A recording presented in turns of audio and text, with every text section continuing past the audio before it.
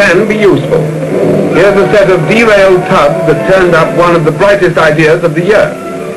Manager George Rennick of Lambton in Durham was down the pit on inspection when he came across these tubs off the rails. The couplings were still linked. That set him thinking. So you can tip tubs sideways and they won't uncouple. Let's see how far they'll go.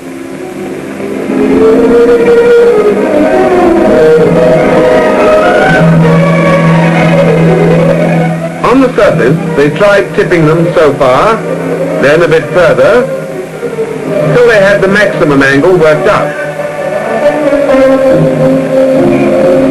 Of course, there was an idea behind all this.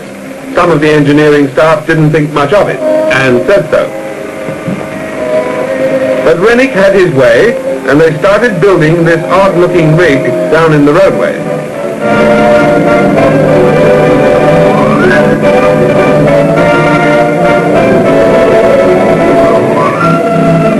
They tested the structure, slowly to start with. There were still many skeptics.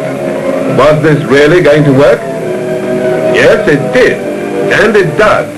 And we can't blame George Rennick if he says, "I told you so."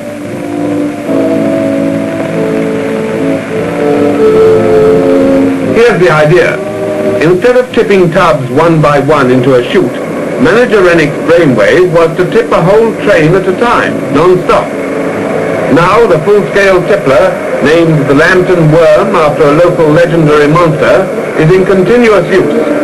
22 tons a time goes down the chute in 50 seconds as the 55 tubs rattle past at 20 miles an hour.